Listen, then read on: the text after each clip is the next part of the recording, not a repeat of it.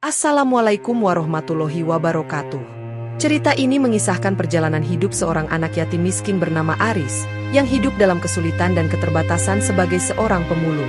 Meski menjalani kehidupan yang keras dan penuh hinaan, Aris memiliki hati yang tulus dan sifat jujur. Sebelum menyimak kisahnya, sempatkanlah menulis shalawat Nabi di kolom komentar sebagai tanda penghormatan kita kepada beliau. Di pinggiran sebuah kota kecil, terdapat sebuah sungai yang airnya keruh karena sampah dan limbah. Di tepi sungai itu berdiri sebuah gubuk kecil yang terbuat dari karung bekas, kayu rapuh, dan atap seng berlubang. Di dalam gubuk itu tinggal seorang anak yatim bernama Aris. Usianya baru 14 tahun, tetapi hidup sudah mengajarinya banyak tentang penderitaan. Sejak kehilangan kedua orang tuanya akibat kecelakaan beberapa tahun lalu, Aris hidup sendirian, bertahan hanya dengan mengandalkan dirinya sendiri. Pekerjaan sehari-harinya adalah memulung. Setiap pagi, saat anak-anak seusianya pergi ke sekolah dengan seragam rapi, Aris melangkah ke jalanan dengan karung lusuh di pundaknya. Ia mengais-ngais tempat sampah, mencari botol plastik, kaleng bekas, atau barang apapun yang bisa dijual ke pengepul. Hasil dari pekerjaannya tidak menentu. Jika beruntung, ia bisa mendapatkan cukup uang untuk makan satu kali. Tapi jika tidak, ia harus tidur dengan perut kosong. Meski hidup dalam kesulitan, Aris bukanlah anak yang mengeluh. Ia menerima nasibnya dengan tabah. Namun, hati kecilnya kadang bertanya, mengapa hidupnya harus begitu berat? Seringkali ia duduk di tepi sungai sambil memandang ke langit, berharap ada keajaiban yang bisa mengubah hidupnya. Tapi hingga kini, harapan itu terasa seperti angan-angan kosong. Anak-anak di lingkungan tempat ia memulung sering mengejeknya. Mereka memanggilnya si miskin atau anak gubuk. Setiap ejekan itu menambah beban di hati Aris, tapi ia hanya tersenyum pahit dan melanjutkan pekerjaannya. Ia tahu bahwa berdebat atau melawan hanya akan membuatnya semakin dihina. Suatu sore, saat matahari hampir tenggelam, Aris memutuskan untuk mencuci pakaian lusuhnya di sungai. Air sungai memang keruh, tapi itulah satu-satunya sumber air yang bisa ia gunakan. Sambil mencuci, pikirannya melayang pada rasa lelah yang mendera tubuhnya setiap hari. Ia bertanya-tanya, apakah hidupnya akan selalu seperti ini? Tiba-tiba, sesuatu yang mengkilap menarik perhatiannya. Di antara bebatuan di tepi sungai, ia melihat benda berwarna keemasan. Dengan penasaran, ia mendekat dan mengambil benda itu. Tangannya gemetar saat menyentuhnya. Benda itu terasa berat dan memiliki permukaan halus. Setelah diamati lebih dekat, Aris menyadari bahwa itu adalah sebuah telur besar berwarna emas. "Telur apa ini?" gumamnya dalam hati. Ia memutar-mutar telur itu di tangannya, mencoba mencari tahu apa sebenarnya benda itu. Tapi tidak ada petunjuk. Tidak ada tanda-tanda asal-usulnya. Setelah selesai mencuci pakaian, Aris membawa telur itu pulang ke gubuknya. Di sepanjang jalan, pikirannya dipenuhi pertanyaan. Dari mana telur itu berasal? Mengapa warnanya seperti emas? Apakah itu benar-benar telur? Atau hanya benda hiasan? Semua pertanyaan itu berputar-putar di benaknya. Sesampainya di gubuk, Aris meletakkan telur itu di sudut ruangan. Sambil memandanginya, ia berpikir apakah telur itu memiliki nilai. Tapi di saat yang sama, ia merasa aneh. Ada sesuatu yang membuatnya enggan menjual benda itu, meskipun mungkin bisa memberinya uang untuk makan beberapa hari. Malam itu, sambil berbaring di atas kasur tipis dari kain bekas, Aris menatap telur emas itu.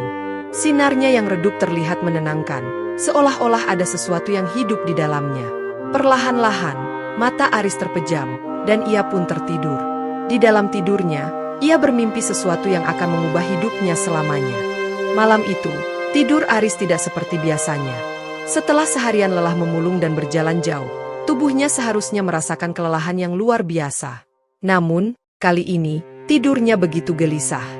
Bayangan telur emas yang ditemukannya sore tadi terus menghantui pikirannya, seolah-olah benda itu menyimpan rahasia yang ingin diungkapkan. Dalam tidurnya, Aris tiba-tiba merasa seperti berada di tepi sungai yang berbeda dari biasanya. Air sungai itu jernih dan memantulkan cahaya bulan yang terang. Di sekitarnya, terdengar suara gemerisik dedaunan dan nyanyian jangkrik. Namun, suasana malam itu terasa aneh, tenang tapi penuh misteri. Ketika Aris menoleh ke arah sungai, ia melihat sesuatu yang membuatnya terkejut. Seekor buaya putih besar muncul dari dalam air, matanya bersinar seperti berlian. Buaya itu mendekat tanpa menimbulkan rasa takut. Aris hanya berdiri terpaku, merasakan sesuatu yang tidak biasa. Kemudian, buaya itu mulai berbicara. Suaranya dalam dan penuh wibawa. "Anak manusia, aku tahu kau menemukan telur emas itu," kata buaya putih itu. "Telur itu milikku. Telur itu hanyut terbawa arus hingga sampai ke tempatmu." Aris tercengang. Dalam mimpinya, ia ingin berbicara, tapi kata-kata seakan terhenti di tenggorokannya. Buaya itu melanjutkan, "Aku memintamu untuk mengembalikannya.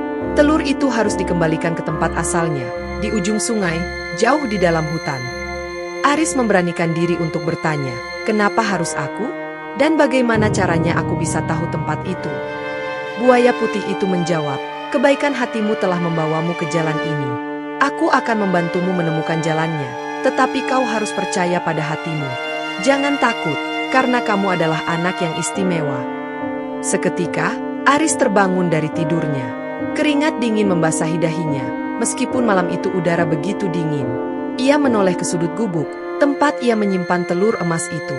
Telur itu masih ada, bersinar lembut dalam kegelapan. "Apa itu tadi mimpi?" gumam Aris. Tapi semuanya terasa begitu nyata, mulai dari sungai jernih hingga suara buaya putih itu. Aris tidak tahu harus berbuat apa. Namun, kata-kata buaya putih itu terus terngiang di kepalanya. Pagi harinya, meskipun masih diliputi kebingungan, Aris memutuskan untuk melakukan sesuatu yang mungkin dianggap gila oleh orang lain. Ia akan menuruti pesan dari mimpi itu dan mengembalikan telur emas ke tempat asalnya, di ujung sungai. Dengan tekad bulat, ia mulai mempersiapkan apa yang bisa ia bawa untuk perjalanan. Namun, bekalnya sangat terbatas. Aris hanya memiliki sepotong roti basi dan botol kecil berisi air, sisa dari hasil penjualan barang bekas sehari sebelumnya. Ia tahu perjalanan ini akan sulit, tetapi entah kenapa ada kekuatan dalam dirinya yang mendorongnya untuk melakukannya. Setelah memastikan telur emas itu tersimpan aman dalam kain lusuh, Aris menggendong karungnya seperti biasa. Ia memulai langkah pertamanya, menyusuri sungai dengan hati penuh tekad. Jalan setapak yang dilaluinya terasa panjang dan melelahkan. Matahari mulai meninggi, membakar kulitnya yang sudah terbiasa dengan panas jalanan kota. Namun, di sepanjang perjalanan, pikiran Aris terus berkecamuk. Ia bertanya-tanya, apakah mimpi itu benar-benar nyata? Apakah buaya putih itu benar-benar ada? Atau hanya hayalan dari pikirannya yang lelah? Tapi setiap kali ia memandang telur emas itu, ia merasa yakin bahwa ada sesuatu yang lebih besar dari dirinya yang sedang terjadi. Hari pertama perjalanan Aris terasa begitu berat. Tubuhnya yang kecil dan lemah mulai terasa kelelahan setelah berjalan berjam-jam. Ketika matahari mulai tenggelam, ia menemukan sebuah pohon besar di pinggir sungai. Di bawah naungan pohon itu, ia memutuskan untuk beristirahat. Aris duduk bersandar pada batang pohon, memandang telur emas yang ada di pangkuannya. Ia berbicara pada dirinya sendiri, "Aku tidak tahu apakah aku bisa menyelesaikan perjalanan ini. Tapi jika ini memang takdirku, aku akan melakukannya." Saat malam tiba, suara binatang malam dan gemerisik angin menemani Aris yang tertidur di bawah pohon itu. Dalam tidurnya, ia kembali bermimpi. Kali ini, ia melihat seekor burung kecil yang berwarna cerah terbang di hadapannya. Burung itu berkicau riang, seolah-olah ingin mengatakan sesuatu. Ketika pagi datang, Aris terbangun dengan perasaan yang lebih ringan. Ia memandang ke arah sungai yang mengalir di dekatnya, lalu kembali memegang telur emas itu. "Aku harus melanjutkan perjalanan," katanya pada dirinya sendiri. Dengan langkah yang lebih mantap, Aris memulai hari keduanya. Ia percaya bahwa apapun yang terjadi, ia harus menyelesaikan tugas yang diberikan kepadanya. Entah bagaimana, ia merasa bahwa perjalanan ini adalah awal dari sesuatu yang besar dalam hidupnya. Pagi itu, kabut tipis menyelimuti tepian sungai. Aris melanjutkan perjalanannya dengan semangat baru, meskipun perutnya mulai keroncongan. Bekal roti yang ia bawa telah habis malam sebelumnya, dan ia hanya memiliki sisa sedikit air dalam botolnya. Namun, tekad di hatinya tetap kuat. Ia terus berjalan menyusuri aliran sungai, membawa telur emas yang diselimutinya dengan kain lusuh. Hari itu, cuaca mulai terasa panas. Matahari semakin tinggi, membakar kulit Aris yang sudah terbiasa dengan kerasnya kehidupan jalanan. Kakinya yang kecil mulai terasa lelah. Setiap langkah menjadi semakin berat, dan ia merasa seolah-olah perjalanan ini tidak akan pernah berakhir.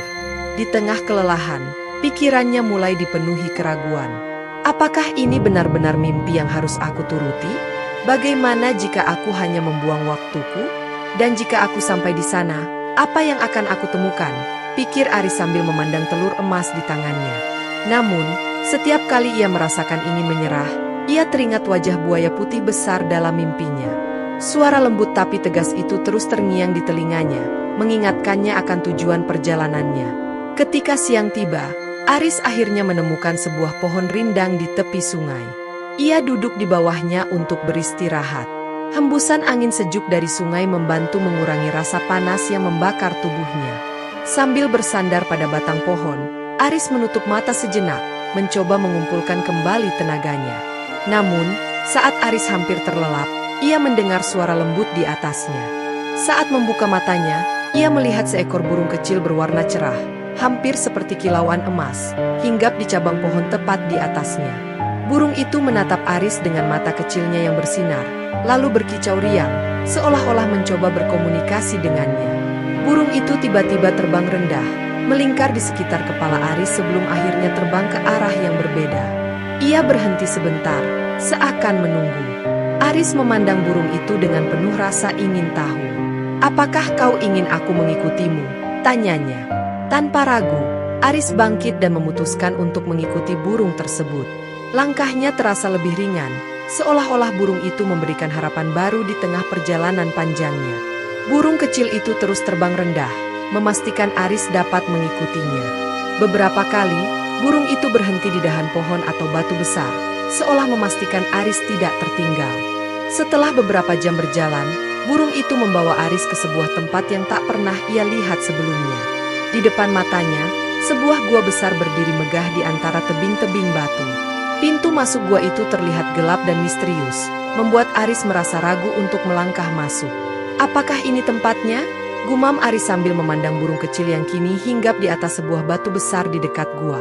Burung itu hanya berkicau sekali, lalu terbang ke dalam gua.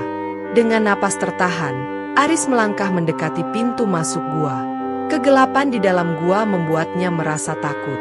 Namun, ketika ia berdiri di ambang pintu, tiba-tiba cahaya terang muncul dari dalam gua.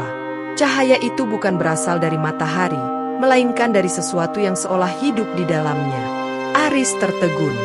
Rasa takutnya perlahan digantikan oleh rasa penasaran. Dengan langkah hati-hati, ia memasuki gua. Setiap langkahnya bergema di sepanjang dinding batu. Cahaya yang menerangi gua itu semakin terang seiring ia melangkah lebih dalam. Di sepanjang perjalanan, ia merasa seperti sedang diawasi, tapi tidak ada siapapun di sana. Saat mencapai bagian terdalam gua, Aris berhenti. Di hadapannya, ia melihat sebuah pemandangan yang luar biasa. Sebuah ruangan besar yang dipenuhi sinar terang, dengan dinding-dinding yang berkilauan seperti emas. Di tengah ruangan itu, sebuah batu besar berdiri kokoh. Di atas batu itu, seekor buaya putih besar sedang berbaring dengan tenang. Aris menelan ludahnya, merasa gugup tapi juga terpukau. Buaya itu membuka matanya perlahan, lalu menatap Aris dengan pandangan yang dalam. Aris berdiri terpaku, tidak tahu harus berkata apa. Namun, sebelum ia sempat berbicara, buaya itu mulai bergerak. Tubuh besar buaya itu tiba-tiba bersinar terang, membuat Aris harus menutupi matanya dengan tangan. Ketika cahaya itu memudar, buaya itu telah berubah menjadi seorang wanita cantik dengan gaun hijau yang memancarkan keanggunan. Wanita itu tersenyum lembut kepada Aris, sementara di tangan Aris, telur emas itu terasa lebih berat dari sebelumnya. "Selamat datang, Aris," kata wanita itu dengan suara yang penuh kelembutan dan kehangatan. "Aku sudah menunggumu." Aris hanya bisa mengangguk, menahan rasa takjub yang luar biasa. Kini, ia tahu bahwa perjalanannya telah membawanya ke sesuatu yang jauh lebih besar dari yang pernah ia bayangkan. Aris berdiri mematung di hadapan wanita cantik yang baru saja menjelma dari seekor buaya putih. Gaun hijau yang dikenakannya memancarkan cahaya lembut yang menyelimuti ruangan gua. Rambutnya yang panjang berkilau seperti sutra, dan senyumnya menghangatkan hati Aris yang sejak tadi penuh kebingungan. "Jadi, kaulah yang membawaku ke sini?" tanya Aris dengan suara pelan, mencoba memahami situasi aneh ini. Wanita itu mengangguk. "Namaku adalah Ratu Buaya Putih. Aku adalah penjaga sungai ini, dan telur emas yang kau temukan adalah milikku. Telur itu hanyut terbawa arus, dan aku tidak bisa menjangkaunya. Tapi kebaikan hatimulah yang membawaku kembali kepada telur ini." Aris menunduk, merasa canggung. Aku tidak tahu kalau telur itu milikmu. Aku hanya membawanya karena aku tidak tahu harus berbuat apa. Tapi setelah bermimpi tentangmu, aku merasa harus mengembalikannya. Ratu Buaya Putih tersenyum. Kau telah melakukan hal yang benar, Aris. Tidak banyak orang yang mau mengembalikan sesuatu yang begitu berharga. Banyak yang mungkin akan menjualnya atau menyimpannya untuk kepentingan diri sendiri. Tapi kau berbeda. Kebaikan hatimu akan mendapatkan balasannya. Aris mengangkat kepalanya, menatap wanita itu dengan rasa penasaran. Balasan? Aku tidak mengharapkan apa-apa. Aku hanya ingin mengembalikan telur itu seperti yang kau minta dalam mimpiku. Ratu Buaya Putih terdiam sejenak, memandangi Aris dengan tatapan penuh kasih. Aku tahu, justru karena itulah aku ingin memberimu sesuatu. Kau telah hidup dalam kesusahan, tapi hatimu tetap tulus. Itu adalah sifat yang langka. Dengan gerakan lembut, Ratu Buaya Putih melangkah mendekati Aris. Ia mengangkat tangannya, dan telur emas di pelukan Aris terangkat dengan sendirinya, melayang di udara. Telur itu perlahan-lahan bersinar semakin terang, hingga akhirnya berubah menjadi segumpal cahaya kecil. Cahaya itu terbang ke arah Ratu Buaya Putih dan menyatu ke dalam tubuhnya. Aris terkejut, tetapi ia tetap diam, menunggu apa yang akan terjadi selanjutnya. Ratu Buaya Putih kemudian mengulurkan tangan, dan tiba-tiba sebuah bungkusan kecil berwarna emas muncul di tangannya. Ia menyerahkannya kepada Aris. "Ini untukmu," kata Ratu Buaya Putih. Aris menerima bungkusan itu dengan hati-hati.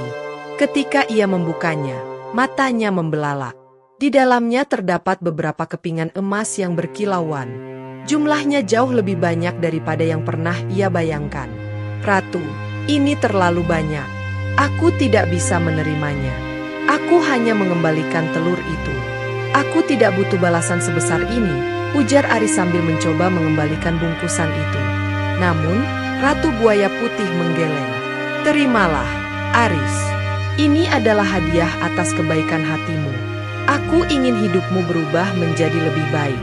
Gunakan emas itu dengan bijak. Bangunlah hidup baru yang layak untukmu."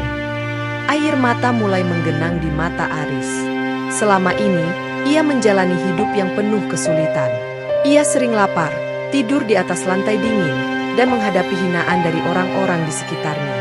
Kini, seorang yang tak dikenalnya telah memberikan harapan baru. "Terima kasih, Ratu," ucap Aris dengan suara bergetar. "Aku akan menjaga amanah ini. Aku tidak akan menyia-nyiakannya." Ratu Buaya Putih tersenyum. "Aku tahu kau akan melakukannya, Aris. Tapi hadiahku bukan hanya ini. Aku akan membawamu ke tempat di mana kau bisa memulai hidup baru." Seketika, ruangan gua mulai bergetar. Cahaya terang muncul dari semua arah, membuat Aris harus menutup matanya. Ketika ia membuka matanya lagi, ia tidak lagi berada di dalam gua. Aris kini berdiri di sebuah desa kecil yang asri. Di sekelilingnya terdapat ladang hijau dan rumah-rumah sederhana, tetapi semuanya tampak bersih dan terawat. Tepat di depannya, berdiri sebuah rumah kayu sederhana namun kokoh, jauh lebih baik daripada gubuknya yang lama. "Aris, ini adalah rumahmu," suara Ratu Buaya Putih terdengar, meskipun sosoknya tidak lagi terlihat. "Gunakanlah rumah ini dan semua hadiah yang kuberikan untuk memulai hidup baru. Jangan lupa untuk selalu membantu orang lain, seperti yang telah kau lakukan hari ini." Aris tidak dapat menahan air matanya lagi. Ia menangis, bukan karena kesedihan, melainkan karena rasa haru yang mendalam. "Terima kasih, Ratu. Aku tidak akan melupakan kebaikanmu." Angin lembut berhembus, membawa suara terakhir dari Ratu Buaya Putih. "Hidupmu kini akan berubah, Aris. Jadilah orang yang kuat dan baik hati, karena dunia membutuhkan lebih banyak orang seperti dirimu." Aris mengusap air matanya dan memandang rumah barunya. Untuk pertama kalinya dalam hidupnya, ia merasa memiliki harapan. Kehidupan barunya telah dimulai. Tahun-tahun berlalu. Kehidupan Aris perlahan-lahan berubah. Dari seorang anak yatim miskin yang hidup dari memulung, ia kini menjadi sosok yang dihormati dan dicintai oleh penduduk desa. Mereka melihat Aris bukan hanya sebagai pemuda yang beruntung, tetapi juga sebagai seseorang yang tulus dan peduli. Meski begitu, Aris tidak pernah melupakan masa lalunya. Ia sering duduk di tepi sungai di pinggir desa, merenungi perjalanan hidupnya. Kadang-kadang, ia memandang ke arah arus sungai yang mengalir deras, seolah-olah mengharapkan melihat kembali sosok Ratu Buaya Putih. "Aku berharap bisa bertemu dengannya lagi," gumam Aris suatu sore. "Hanya untuk mengucapkan terima kasih sekali lagi." Seolah mendengar doanya, angin lembut bertiup, membawa aroma sungai yang segar. Suara samar Ratu Buaya Putih terdengar di telinganya, penuh kehangatan. "Kau tidak perlu mencariku lagi, Aris. Aku selalu bersamamu. Setiap kali kau berbuat baik, setiap kali kau membantu orang lain, itulah caramu berterima kasih kepadaku. Teruslah menjadi pribadi yang baik, karena dunia ini membutuhkan orang-orang sepertimu." Aris tersenyum. Ia merasa lega dan bahagia. Ia tahu bahwa hidupnya kini memiliki tujuan yang jelas, menjadi orang yang bermanfaat bagi sesama. Hari-hari berlalu, dan Aris semakin dikenal sebagai pemuda yang penuh kebaikan. Ladangnya berkembang, rumah baca yang ia bangun selalu dipenuhi anak-anak yang belajar dan membaca. Ia bahkan membantu membangun sebuah sekolah kecil di desa dengan bantuan para penduduk. Kehidupan Aris kini tidak lagi dipenuhi kesengsaraan. Ia telah menemukan kebahagiaan, bukan hanya karena hadiah emas yang ia terima, tetapi karena hatinya yang tulus untuk berbagi. Di dalam hatinya, ia tahu bahwa semua itu dimulai dari satu tindakan sederhana, mengembalikan telur emas kepada pemiliknya. Dan selama sisa hidupnya, Aris terus menjalani pesan Ratu Buaya Putih. Hidup yang baik adalah hidup yang berguna bagi orang lain. Cerita ini mengajarkan bahwa dalam hidup, meskipun kita dilahirkan dalam kondisi sulit, dengan hati yang tulus, kerja keras, dan kemauan untuk berbuat baik, kita dapat mengubah takdir dan menciptakan kehidupan yang lebih baik untuk diri sendiri dan orang lain. Maknanya sangat relevan untuk mendorong kita agar selalu berbuat baik, meskipun tantangan menghadang. Demikianlah kisahnya. Kurang lebihnya mohon maaf. Jangan lupa subscribe, like dan tulis sholawat Nabi.